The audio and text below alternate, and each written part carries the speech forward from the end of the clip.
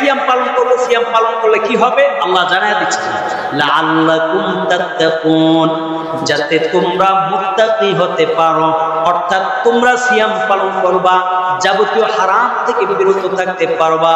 আমি আল্লাহ হারাম থেকে বিরত থাকার মাধ্যমে, বিরত রাখার মাধ্যমে, বা তোমরা নিজেরাও বিরত থাকার কারণে আমি আল্লাহ তোমাদেরকে আমি আল্লাহ ওলি হিসাবে কবুল করে নিব।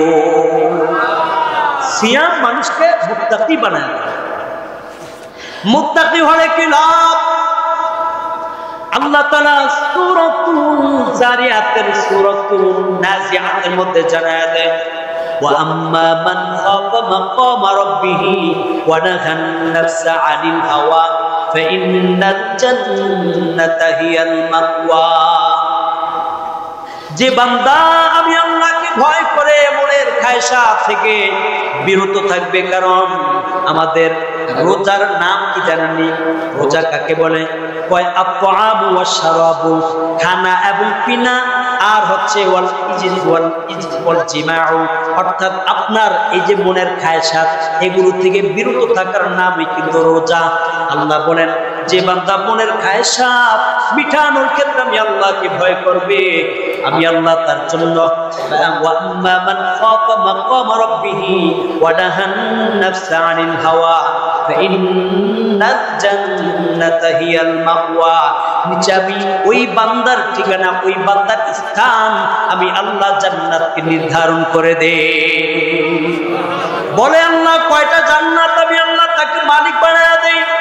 সূরাতুর রহমানের মধ্যে আল্লাহ জানায় দেয়, ওয়ালিমান খাফা মাকামা রাব্বিহি জান্নাতান, আমি আল্লাহ আমার বান্দাকে আমি আল্লাহকে ভয় করার কারণে একটা জান্নাত দেই না, আমি আল্লাহ পুরস্কার স্বরূপ দুইটা জান্নাতের মালিক বানায় দেই। দুইটা জান্নাতের মালিক হতে চান কে কে? আল্লাহ তুমি আমার এই মধ্য চিত্রাপাড়া চাঁদবাড়ি বাইতুল উলুমের বাইতুল আমান জামি মসজিদের যুব সমাজের মাহফিলে আমার যে ভাইরা এই জান্নাতের প্যান্ডেলে উপস্থিত হয়েছে তাদের সকলকে আপনি আপনার মুত্তাকি বান্দা বানাইয়া দুইটা জান্নাতের মালিক বানাইয়া দিন, বলেন আমিন। রোজা রাখলে, সিয়াম পালন করলে লাভ কাদের বলেন তো? লাভটা কার হবে? আল্লাহ নবী বলেন আল্লাহ তাআলা আমার উম্মতকে পাঁচটি বৈশিষ্ট্য দান করেছে ফি শাহরি রমাদান, রমজান মাসে, যা পূর্বের কোন উম্মতদেরকে আল্লাহ দেয় নাই। বলেন তো কয়টা বৈশিষ্ট্য? কয়টা বৈশিষ্ট্য? এক নম্বর বললেন আমার বান্দা যখন সিয়াম পালন করে, সিয়াম পালন করার কারণে রোজা অবস্থায় পেটের দিকে একটা গ্যাস মুখ দিয়ে বের হয়, কি হয় না? কয় গ্যাসের কারণে আমার কাছে দুর্গন্ধ মনে হতে পারে, আমার সাথী ভাইয়ের কাছে দুর্গন্ধ মনে হতে পারে, কিন্তু আমার আল্লাহ জানায় দেয় ও নবী আপনার উম্মত যখন সিয়াম পালন করে সিয়ামের কারণে পেট থেকে যে একটা গ্যাস তার জবান দিয়ে বের হয়, মুখ দিয়ে বের হয়, ওই গ্যাসটা তার কাছে দুর্গন্ধ মনে হতে পারে, কিন্তু এই গ্যাসটা আমি আল্লাহর কাছে মেশকের চাইতেও বেশি গ্যারান্টিযুক্ত হয়ে যায়। মেশকের গ্যারান আমি আপনি পাইছি না কোনদিন, এটা জান্নাতে গেলেই পাবো, সুবহানাল্লাহ। তাহলে আমরা সিয়াম পালন করলে যে একটা আমাদের ভিতর থেকে গ্যাস আছে, এখন তো অনেকে এটার অজুহাত করে, বুক জ্বলে, রোজা রাখতে চায় না, গ্যাস্ট্রিকের কারণে আছে না নাই? আল্লাহ রাস্তে এই ধরনের অজুহাত দিয়ে আপনার ভিতরের যে গ্যাসের কারণে যে দুর্গন্ধটা আসে আল্লাহর কাছে যে মেশকের চাইতে বেশি প্রিয় হয়ে যায়, এটার থেকে আপনি বঞ্চিত হয়ে যান। আপনি এটার থেকে বঞ্চিত হয়ে যান। আপনি অন্তত আপনার এই দুর্গন্ধটাই এই আল্লাহর কাছে মেশকের চাইতে বেশি প্রিয়, আপনি এটাই তো আল্লাহর জন্য, আল্লাহর সন্তুষ্টির জন্য এই রোজাটা রাখেন, ইনশাআল্লাহ। পারবেন না? অজুহাত দিয়ে না। দুই নম্বর বললেন ওয়াতাস্তাগফিরু লাহুমুল মালাইকাতু আউল হিতানু হাত্তা ইফতিরু। আমার উম্মত যখন তারা সিয়াম পালন করে তাদের জন্য আসমান এবং জমিনের যত ফেরেশতাগণ আছে, অন্য এক হাদিসের মধ্যে আসছে সমুদ্রের মধ্যে, নদীর মধ্যে, পুষ্করিণীর মধ্যে যত মাছ আছে, মাছ, এই মাছগুলো সব আমার উম্মতের ইফতার অর্থাৎ রোজা ভাঙ্গার আগ পর্যন্ত যত সিয়াম পালন করবে, আমার নবী বলে ওই সকল ফেরেশতাগণ এবং সকল নদীর মাছ পুষ্করিণীর মাছগণ ওই রোজাদারের জন্য আল্লাহর কাছে ইস্তিগফার প্রার্থনা করতে থাকে, ক্ষমা চাইতে থাকে, ক্ষমা। আল্লাহ তোমার এই বান্দা ইয়াকুব সাহেব আব্দুর রহমান আব্দুল্লাহ রোজা ছিল, আল্লাহ তুমি তার গুনাহ মাফ করে দাও। ফেরেশতারাও বলে, সমুদ্রের মাছও বলে, পুষ্করিণীর মাছ আছে না নাই? এই সবগুলো আমার আপনার মানে সিয়াম পালনকারীদের জন্য, যারা রোজা রাখবে তাদের জন্য, সব মাখলুকগুলো তাদের ক্ষমার জন্য আল্লাহর কাছে দৈনিক ইস্তিগফার করতে থাকে। সুবহানাল্লাহ। 2 নম্বর বৈশিষ্ট্য পূর্বের কোন উম্মতদেরকে দেওয়া হয় নাই। 3 নম্বর বললেন ওয়াযায়্যানাল্লাহু আযজা জান্নাহ কুল্লা ইয়াউমিন জান্নাতাহু, আমার আল্লাহ প্রত্যেকদিন রোজাদারকে যে জান্নাত দান করবে, রোজাদারকে যে জান্নাত দান করবে, ওই জান্নাতটাকে প্রথম দিন থেকে নিয়ে যে সুসজ্জিত করতেই থাকে। 35 দিন যতদিন বান্দা সিয়াম পালন করে ততদিন পর্যন্ত আল্লাহ তার জান্নাতটাকে সুন্দর সুন্দর সুন্দর সুন্দর থেকে সুন্দর সুন্দর থেকে সুন্দর আল্লাহ প্রতিদিন তার জান্নাতটাকে সুন্দর করতেই থাকে। জান্নাত সুন্দর এমনি, আল্লাহও তো সুন্দর, আমি আপনি কি আর সুন্দর? বয়সকালে অসুন্দর হয়ে যায়, কথা বলেন ঠিক কি না? জান্নাতের মধ্যে কেমন নাজ নেয়ামত থাকবে এটা তো আমরা সকলে আসলে আমরা বলতেও পারবো না। কেন? হাদিসের মধ্যে আছে যে আল্লাহ তাআলা জান্নাতের একটা বাজার রাখবে, ওই বাজার আমরা সকলেই যেন মিলিত হতে পারি। আল্লাহ আমাদের সবাইকে জান্নাতের বাজারের জন্য কবুল করে নেন, বলেন আমিন। সেই জান্নাতের বাজারে যখন যাবো, জান্নাতের বাজার থেকে আবার ঘুরে আসবো, বিবি বলবে আপনি অনেক আগের চেয়ে আরো বেশি সুন্দর হয়ে গেছে, স্বামীও বলবে তোমারও দিকে আরো সুন্দর। সুবহানাল্লাহ বলেন না? আবার প্রতি শুক্রবার যাবে, প্রতি শুক্রবার একটা বাজার হবে, ঈদের দিন শুক্রবার যাবে, আবার দ্বিতীয় শুক্রবার যখন ওই বাজার থেকে বলবে আপনি দেখি আগের চেয়ে আরো বেশি সুন্দর হয়ে গেছে, তো স্বামী বলবে তোমারও তো দেখি তুমি আরো বেশি সুন্দর হয়ে গেছে। আমাদের বয়স বাড়লে আমরা কি সুন্দর হই না অসুন্দর হই? আর সেখানে জান্নাতের মধ্যে সৌন্দর্য যা আছে এটা খালি বাড়তে থাকবে, বাড়তে থাকবে। বাড়ায়া দেওয়ার মালিক কে? দুনিয়াতে আল্লাহ আমাদের হয়তো অসুন্দর দেখেন, কিন্তু সবচেয়ে সুন্দর যেই ব্যক্তি আমল করে যায়, আমলওয়ালা মানুষগুলো বড় সুন্দর। ওই আইলানা মাস্কারা আর সুন্দর পাউডার ইন্ডিয়ার মাইখার সুন্দর হইবা, এটা হলো একটা ধোঁকাবাজি সুন্দর। এটা আসলে কি না? বর্তমান মেকআপের মধ্যে বিয়ের অনুষ্ঠানে যায়, কালো মানুষগুলো এত সাদা সাদা আর এত সুন্দর হয়ে যায়, মেয়ে দেখতে আসলে অনেক সময় ধোঁকা দেওয়া হয় মানে ছেলের পক্ষকে, কথা বলেন ঠিক কিনা? এই জন্য নর্মালি যে চেহারা আছে আল্লাহ প্রদত্ত ওটা দেখিয়া বিয়ে করবেন, ইনশাআল্লাহ ধোঁকা খাবেন না। ওই স্ত্রীর প্রতি মহব্বত থাকবে। আর আপনি স্ত্রী হলেও আপনি কারো স্ত্রী হতে যাওয়ার আগে অবশ্যই আপনিও আর কি করবেন না, চেহারার মধ্যে আইলানা মাস্কারা মাখিয়ে ধোঁকা দিবেন না। যেটা আছে আল্লাহ প্রদত্ত, আল্লাহ যদি আপনার জোড়া রাখে আল্লাহ অবশ্যই আপনাকে তারপরে আপনাকে স্ত্রী বানাই ছাড়বে, কথা বলেন ঠিক কিনা? তাহলে জান্নাতের নিয়ামত হাদিসে কুদসির মধ্যে আছে, আ'আদাত লি'ইবাদি সালিহিনা মা লা আইনুন রাআত ওয়া লা উযুনুন সামি'আত ওয়া লা খাতারা আলা কলবি বাশার।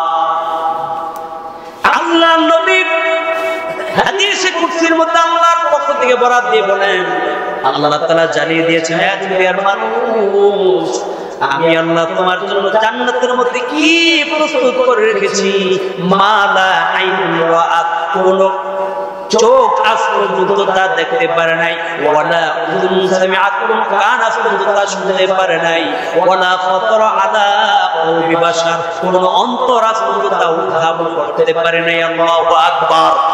আল্লাহ তাআলা জান্নাতের মধ্যে আমার আপনার জন্য কি নিয়ামত প্রস্তুত করে রেখেছে, চিন্তা করছেন? একটা বড়ই জান্নাতের মধ্যে বড়ই গাছ আছে না, বড়ই গাছ খাইবেন, কামড় দিবেন, এক স্বাদ, দ্বিতীয় কামড়ে আরো স্বাদ, তৃতীয় কামড়ে আরো স্বাদ, স্বাদের আর শেষ নাই, প্রত্যেক কামড় কামড়ে ভিন্ন ভিন্ন স্বাদ। আল্লাহু আকবার। দুনিয়াতে আপেল দেখবেন, যেটা খাইছেন আপেল ওখানে দেখেন আল্লাহ এই দুনিয়াতে খাইছেন, আগে কামড় দেয়, কামড় দেওয়ার পরে এটা স্বাদ কি? দ্বিতীয় কামড়ে আরো স্বাদ, তৃতীয় কামড়ে আরো স্বাদ। আল্লাহু আকবার। জান্নাতের গাছগুলো গোড়া ধুর করে আঘাত করে দিচ্ছে। আমার বাদাম যেদিকে যাইবো জান্নাতের ডালপালা ফল ওই দিকেই যাবে, ওই যাবি। ইয়া আব্দুল্লাহ, আমার দরকার আসেনি। হ্যাঁ, পছন্দ হয়। আপনার চাওয়া মতো মনে ওয়ালাকুম ফিহা মা তাশতাহি আনফুসুকুম ওয়ালাকুম ফিহা মা তাদউন। বান্দার মনে চাইছে যা চাবে, মনে চাওয়া মাত্রই সব আল্লাহ তাআলা অটোমেটিক্যালি প্রস্তুত করে রেখে দিয়েছে। মনে চাইবার এখন মনে চাইলে আল্লাহ মনে চাইছে, ইচ্ছা আছে আমার, আপনি একটু ইয়া করবেন, আমি একটা বিল্ডিং করবো, আমি একটা এরকম ব্যবসা প্রতিষ্ঠান দিতে চাই, মনে চাইছে। কিন্তু এই মনটাকে পূরণ করতে করতে আমাদের ৬০-৭০ বছর জিন্দেগি লেগে যায়। আর জান্নাতের মধ্যে মনে চাওয়ার সাথে সাথে সব কিছু প্রস্তুত করে দিবেন কে? এই জন্য ওই জান্নাতে যাওয়ার দরকার আছে না নাই? ওই জান্নাতে যাই সামনে আপনারা সকলে আল্লাহ সকলকে আপনি জান্নাতের মেহমান হিসেবে কবুল করেন, বলেন আমিন। তাহলে সিয়াম পালন করলে আল্লাহ যা আপনাকে জান্নাত দিবে, ওই জান্নাতের মধ্যে ওই জান্নাতটা আল্লাহ তাআলা প্রথম দিন থেকে নিয়ে ৩০ রমজান পর্যন্ত প্রত্যেকটা দিন আল্লাহ সুন্দর থেকে সুন্দর সুসজ্জিত করতেই থাকে, করতেই থাকে, করতেই থাকে। সুবহানাল্লাহ। এরপরে ৪ নম্বর বলছে ওয়াতুসাফাদু ফিহি মারাদাতুশ শায়াতিন। রমজানের খাতিরে আল্লাহ পাক রব্বুল আলামিন শয়তানগুলোকে বন্দী করে রাখে। ১ নম্বর এটা, ৪ নম্বর। ৫ নম্বর বললেন ওয়াতাস্তাগফিরুনা ফি আখিরি লাইলিহি। আর শেষ রাতে আল্লাহ তাআলা রমজানের শেষ রাতে দুনিয়ার যত মুমিন মুসলমান আছে সকলকে আল্লাহ তাআলা maaf করে দেয়। তো ৪ নম্বরে আসে শয়তান বন্দী হয়। রমজান মাসে তো অনেক সময় দেখি দোকানপাট হোটেল খোলা থাকে, অনেক সময় বিভিন্ন ভাবে মানুষ অন্যান্য গুনাহও করতে দেখি, সিগারেটও খাইতে দেখি, কথা বলে ঠিক না। এখন এই যে অন্যায়গুলো করে শয়তান বন্দী থাকলো, আবার এই অন্যায়গুলো তারা করলো কেমন? হিসাবটা হচ্ছে 11টা মাস তারা চিন্তা করলো রমজান মাসে এলে কেমন সিগারেট খাবো, রমজান মাসটা এলে কেমনে গাঁজা খাবো, রমজান মাসটা এলে কেমনে বাবা খাবো। আছে না নাই? গাঁজা খোর, ইয়াবা খোর, বাবা খোর আছে না নাই? আপনাদের এলাকায় নেই? এই মধ্য চিত্রপাড়া ৪ বাড়ির আশেপাশে যত এলাকা আছে বা আপনাদের এলাকা, এই সমস্ত মানুষগুলো নাই বললেই চলে। বলেন আছে? আচ্ছা, ধরেন আপনারা চিন্তা করতেছেন যে কেমনে শয়তান যদি আল্লাহ বান্দাই রাখে তাহলে আপনি এই মানুষগুলো গুনাহ কেমনে করে? 11টা মাস চিন্তা করছেন যে কিভাবে কি করা যায়। রমজান মাসটা কেমনে কেমনে খাওয়া যায়, মানুষের সাথে তো খাওয়া যাবে না। দোকান, চায়ের দোকান পর্দা দিয়ে রাখছে, ভিতরে খাবারের ব্যবস্থা রাখছে, বাসর ঘরের খানা খাওয়া। কথা বলেন ঠিক না? দিনের বেলাতে খানাটা খাওয়াইলো, আচ্ছা যাক, অসুস্থ হইলে ভিন্ন কথা, তাই না? অসুস্থ হইলে হেরুকিনা আমরাও খানা দিয়ে অসুস্থতার কারণে রোজা রাখতে পারে না। এই মানুষটা যদি ছোট মাসুম বাচ্চা, দেখেন ছোট মাসুম বাচ্চা, এরা 2 ভাই, ছোট মাসুম বাচ্চা, তার বয়স হলো ধরেন 7 থেকে 8 বছর। এখন আমরা আমাদেরকে তো আল্লাহ সৃষ্টি করেছে ইবাদতের জন্য। বলেন কিসের জন্য? সূরাতুজ জারিয়াতের মধ্যে আল্লাহ বলেন ওমা খালাকতুল জিন্না ওয়াল ইনসা ইল্লা লিয়াবুদুন। আমি তোমাদেরকে জিন জাতি এবং মানব জাতি সৃষ্টি করেছি আমি রবের ইবাদতের জন্য। আল্লাহ ইবাদত কতদিন করবেন? আল্লাহ তাআলা জানায় দেয় সূরাতুল হিজরের 99 নম্বর আয়াতে ওয়া'বুদ রাব্বাকা হাত্তা ইয়াতিয়াকাল ইয়াকিন। মৃত্যু আসার আগ পর্যন্ত তোমরা ইবাদত করবা। তাহলে ইবাদত শুরু করব কবে থেকে? প্রশ্ন জাগে না? আল্লাহ নবী হাদিসের মধ্যে জানায় দেন মুরু আওলাদাকুম বিসসালাহ। তোমরা তোমাদের সন্তানদেরকে নামাজের আদেশ করো। বলেন আমরা আমাদের সন্তানদেরকে কিসের আদেশ করতাম? নামাজের আদেশ করো। কবে থেকে? ওহুম আবনাউ 7 সিনিনা, যখন তাদের বয়স 7 বছর হয়। বলেন তো কয় বছর? 7 বছর বয়সে আমাদের সন্তানদেরকে ইবাদতের আদেশ কয়জনে করছে? তখন আমরা গণাই করি না, ছোট ছিল। মসজিদে আসলে তারা সামনে দাঁড়াইতে নেই। অথচ 7 বছর বয়স থেকে ইবাদতের নির্দেশ আমার নবী দিয়েছেন। আল্লাহ বলেন তোমাদেরকে ইবাদতের জন্য সৃষ্টি করলাম, তোমরা ইবাদত করবা মৃত্যুর আগ পর্যন্ত। তবে ইবাদত শুরু করবা নবী জানায় দিয়েছেন 7 বছর বয়স থেকে। আমরা করছি না ইবাদত 7 বছর বয়স থেকে। কিও আমার বাবারা, আমরা 7 বছর বয়স থেকে ইবাদত করছি। যদি 7 বছর বয়স থেকে ইবাদত কেউ না করে, নবী কি বলছে সামনের অংশে, ওয়াহুম আদরিবু আলাইহা ওয়া আবনাউ 10 সিনিনা, যখন তাদের বয়স 10 বছর হবে তখন ইবাদত না করলে তাদেরকে পিটুনি লাগাও। আমরা পিটাইছি। আমার মা, আমার মায়েরা সন্তানের জন্য ভোর রাতে উঠে, সকালবেলা ভোর রাতে উঠে তাহাজ্জুদের জন্য না, আর ফজরের জন্য উঠে। কেন জানেননি? সন্তানকে কেজি স্কুল আর কিন্ডারগার্টেন প্রাইমারি স্কুলে নিয়ে যেতে হবে, স্যারের আদেশ ভোর সকালে আসতে হবে। কথা বলেন ঠিক কিনা? আমাদের মা বোনরা আজকে তাদের সকাল উদযাপন করে সন্তানকে স্কুলে নিতে হবে ওই চিন্তায়, সন্তানকে কোরআন শিখাইতে হবে এই চিন্তায় না, সন্তানকে মানুষ বানাইতে হবে, ধর্ম শিখাইতে হবে, আল্লাহ ওয়ালা বানাইতে হবে। আমার নবীতে 7 বছর বয়স থেকে আদেশ করেছে ইবাদতের জন্য। সন্তানকে এই উদ্দেশ্যে সন্তানকে জাগায় নাই, নিজেও জাগ্রত হয় নাই। কথা বলে ঠিক কিনা? আমাদের সমাজ কোথায় গেছে? এই সন্তান 7 বছর বয়স তো দূরের কথা, 7 1 7 7 2 14 3 7 1 4 7 250 মসজিদ যায়নি। মা বাপ শিখাইছে না মসজিদে যাইব, মা বাপ শিখাইছে না মসজিদে যাইব। ইবাদতের সাথে তার সম্পর্কই নেই। তার সম্পর্ক যেখানে সে দৌড়ায় সেখানে, সম্পর্ক যেখানে দৌড়ায় সেখানে। 7 8 ক্লাসের বয়স থেকেই সম্পর্ক আবার আরব দিকে দৌড়ায়, আরব দিকে গড়ায়, সেদিকে সে দৌড়ায়। কথা বলেন ঠিক কিনা? মসজিদে যদি 7 বছর বয়স থেকে প্রবেশ করত, সে অন্ততপক্ষে 7 বছর বয়স থেকে নামাজ ধরার কারণে এই সন্তান বিশ্বের যেখানেই যাইতো, যেখানেই যাইতো, যেখানে সে স্কলারশিপ, গ্রাজুয়েশন, সে মাস্টার্স কমপ্লিট করে, সে যদি ডক্টরেট ডিগ্রিও নিত, অন্ততপক্ষে সে ইসলামের উপরেই তার জীবনটাকে সে অতিবাহিত করত। তার দ্বারা, তার মুখের দ্বারা কোনো নাস্তিকতার কথা বের হতো না। কথা বলে ঠিক কিনা? আমাদের সন্তানরা বড় হওয়ার পরে বলি যে ভাই কোরআন শিখছেন? ছোটবেলায় পড়ছি। আল্লাহ কোরআন দিছে ছোটবেলায় পড়ার জন্য, তাই না? এই কোরআন কি ছোটবেলায় পড়ার জন্য দিছে? এটা বলছে মরণের আগ পর্যন্ত যে ব্যক্তি এই কোরআনকে সঙ্গে নিয়ে থাকতে পারবে, কোরআনকে সঙ্গে নিয়ে রাখতে পারবে, মৃত্যুর পর পরেই কোরআন তার কাছে একজন অপরিচিত যুবকের ন্যায় এসে ধরা দিয়ে দেখা দেবে। সুবহানাল্লাহ। আপনি বলবেন দুনিয়ার মধ্যে বন্ধু বান্ধব অভাব ছিল না, যাদের সাথে জুয়া খেলছি তা আসলে যদি যাদের সাথে আমরা একসাথে মিশছি, যাদের সাথে আমাদের অনেক অন্তরঙ্গ বন্ধু সম্পর্ক ছিল, কই তোমাকে তো আমি দুনিয়ার মধ্যে দেখি নাই, আমার বন্ধুর সাথে বড় নাই। সে বলবে ভাই তুমি দৈনিক এশার নামাজের পরে সূরা মুলক তেলাওয়াত করেছিলা, মাগরিবের পর সূরা ওয়াকিয়া পড়েছিলা, সকালবেলা বা দিনের বেলা অথবা রাতে তুমি সূরা ইয়াসিন পাঠ করেছিলা, অথবা দৈনিক তুমি সামান্য সামান্য করে তেলাওয়াত করেছিলা, মনে আছে? সে বলবে হ্যাঁ মনে পড়ে।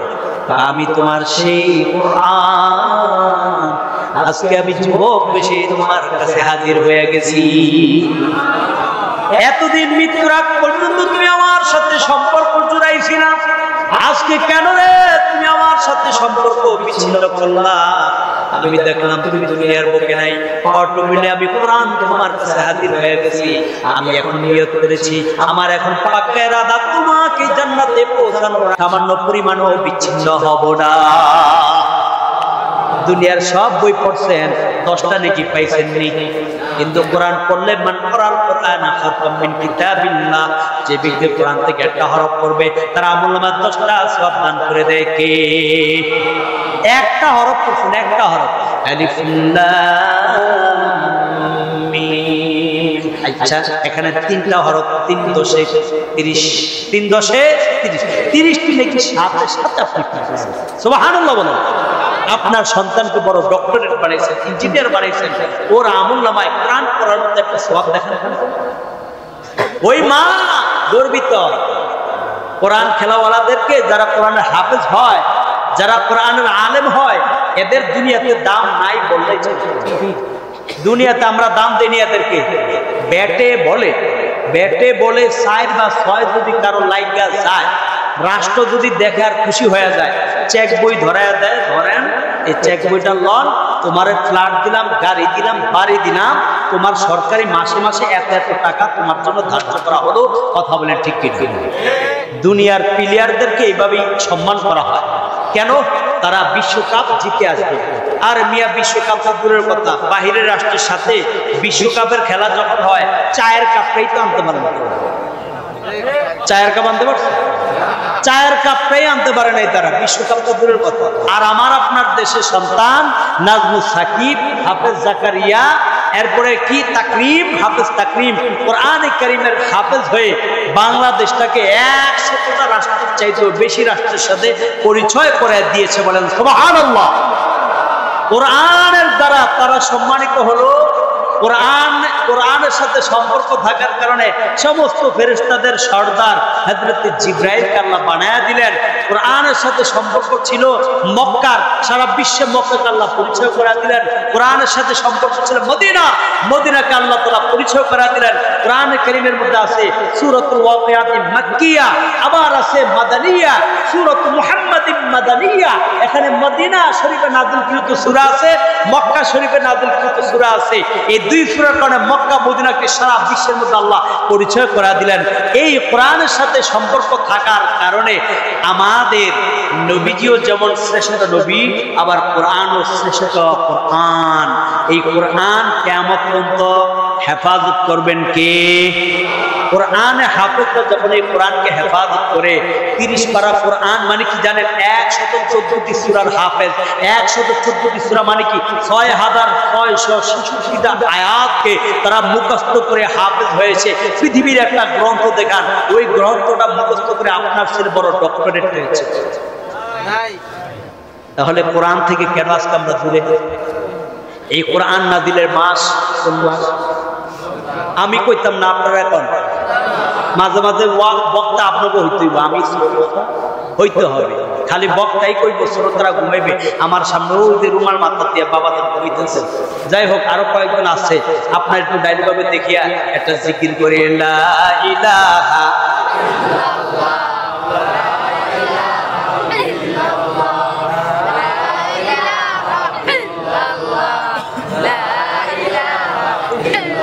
জিকির করতে করতে একদম পাও দিয়া ফসামেরা ঘুমন্ত ভিতরে জাগ্রত। পাও ব্যবহার করবেন না, হাত ব্যবহার করবেন।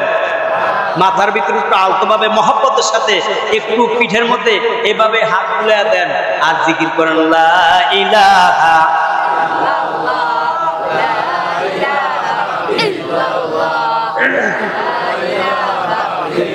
লা ইলাহা ইল্লাল্লাহু মুহাম্মাদুর রাসূলুল্লাহ সাল্লাল্লাহু আলাইহি ওয়াসাল্লাম। কোরআনের সাথে যে মাসের সম্পর্ক হলো, ওই মাসটার নাম কি? রমাদান। 11টি মাসের মধ্যে আল্লাহ তাআলা রমজান মাসটাকে শ্রেষ্ঠ মাস হিসেবে ঘোষণা দিলেন। কেন? এই মাসে আল্লাহ তাআলা কোরআন নাযিল করেছেন। আচ্ছা, কোন রাত্রটাতে আল্লাহ কোরআন নাযিল করেছেন জানেননি? মাশাআল্লাহ, আলহামদুলিল্লাহ।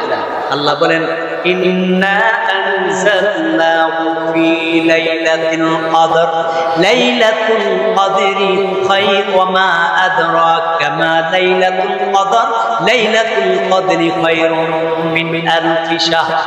আমি এই লাইলাতুল কদর নাযিল করেছি কোরআন। আপনি জানেননি লাইলাতুল কদর কি? আল্লাহ জানিয়ে দিয়েছেন। 83 বছর 4 মাস মানে 1000 মাস ইবাদত করলে যে সওয়াব, এক রাত্রিতে ইবাদত করলে আমি আল্লাহ সেই পরিমাণ সওয়াব আপনার উম্মতের আমলনামায় লিখে দেই। সুবহানাল্লাহ। সেই লাইলাতুল কদরে কোরআন নাযিল হয়েছে। এই জন্য আল্লাহ তাআলা লাইলাতুল কদর রাতটাকে এত দামি বানায় দিলেন। আমার আপনার সন্তান যদি কোরআনের সাথে সম্পর্ক রাখে, হাসরের ময়দানে খেলাটা ওই দিন দেখাবে। দুনিয়াতে তো 4 ছক্কা ফিলিয়াররা খেলা দেখে। তারা আমার আপনার সন্তানরা কোরআনে হাফেজ হয়ে যদি বিদেশ থেকে আসে, আসার পরে 100টা রাষ্ট্রটা মানে তারা জয়ী করে বাংলাদেশের নামকে তারা সমুন্নত করে তারপরে বাংলাদেশে আসলো। আমার দেশের সরকার মহোদয়ের পক্ষ থেকে, একটা মিডিয়ার পক্ষ থেকে আসলো না যে তারা ক্যামেরা বন্দি করে এইভাবে বলবে যে আজকে বিশ্বজয়ী হাফেজ কোরআন আসছে। সারা বিশ্বের 100টা রাষ্ট্রের মধ্যে আমাদের এই বাংলাদেশের নামকে, সুনামকে তারা রক্ষা করে আসছে, তারা বিশ্বজয়ী হাফেজ কোরআন হয়ে আসছে। এরকম মিডিয়াতে আমরা খেলোয়াড়দের মধ্যে দেখছি নি। চিন্তা করেন, মুসলমানের দেশ, মুসলমানের দেশ, কোরআন দিয়ে আল্লাহ বাংলাদেশটাকে সম্মান দেখাইলো। সারা বিশ্বের মধ্যে বিশ্ব রাষ্ট্র চীনে কয়টা, বাংলাদেশটারে বিশ্ব চীনে কয়টা রাষ্ট্র পড়ে? Zimbabwe, Australia, India, England, Ireland, Pakistan, Asia মহাদেশের সাথে আমাদের বাঙালি প্লেয়ার খেলা আর আমাদের কোরআনের হাফেজদের খেলা সারা বিশ্বের সাথে। আল্লাহু আকবার।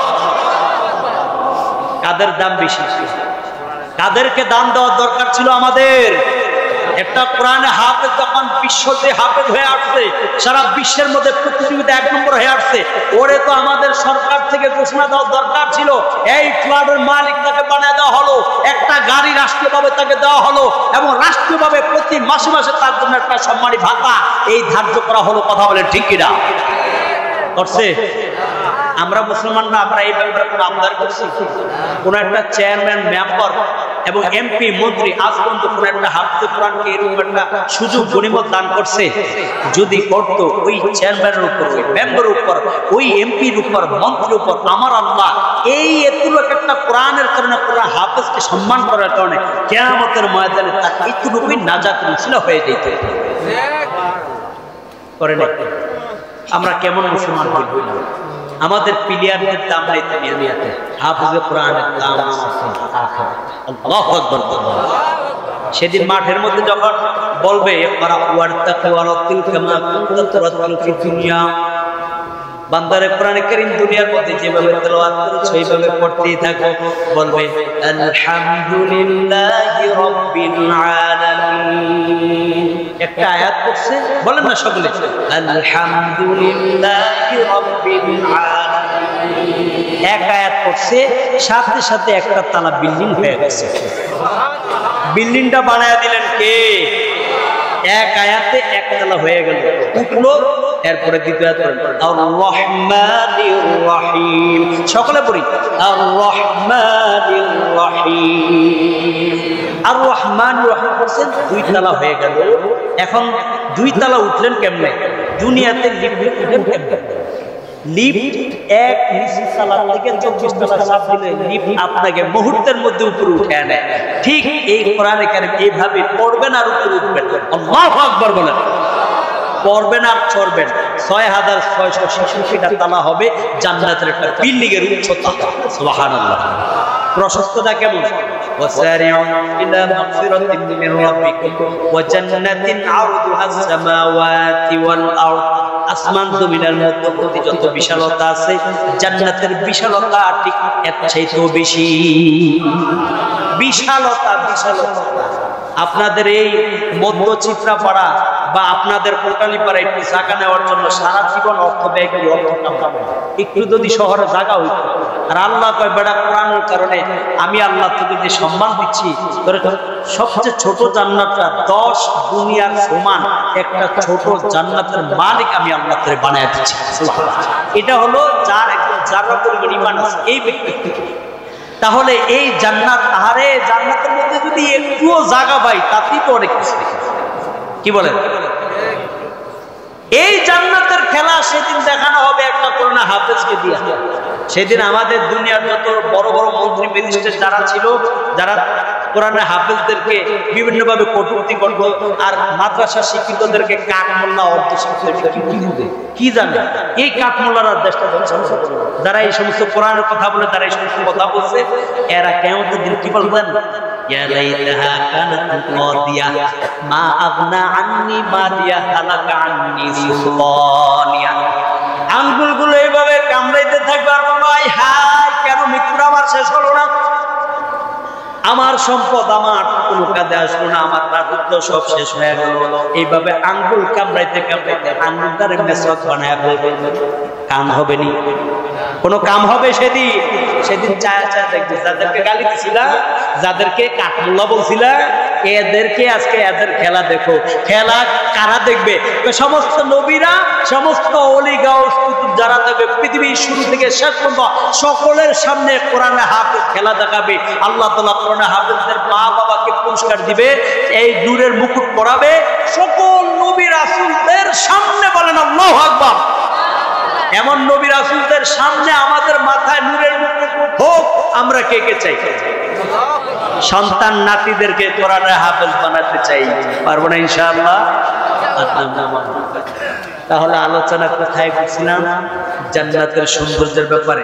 4 নম্বর, ওই যে শয়তানকে আল্লাহ বন্দী করে রাখে 9 মাস 12 মাস, সে চিন্তা করছে 11 মাস কিভাবে গুনাহ করা যায়। তো রমজান মাসে সে অভ্যাসগত গুনাহ করছে, অভ্যাসগত, চোখের গুনাহ অভ্যাসগত। কারণ সারাদিন আপনার বিভিন্ন পরনারী দেখতে দেখতে এখন চোখ আর সংকোচ নেই, এখন দেখতে দেখতে এরকম অভ্যাস হয়ে গেছে। ওই যে সিগারেট খাইতে খাইতে, রমজান মাসে দিনের বেলা সিগারেট না গেলে উপায় নাই, পান খাইতে খাইতে উপায় নাই, গোপনে গিয়ে হলো সেইগুলি করে। সবাই না, তবে যারা আল্লাহকে ভয় করে তারা না, আর যারা আল্লাহকে ভয় না করে মনে করে কেউ দেখে না, তারা এই সমস্ত কাজ করে। কথা বলেন ঠিক কিনা? তাহলে এই 5টা গনিমত আল্লাহ তাআলা শেষ সম্মুখে দান করলেন। বলেন তো কয়টা গনিমত?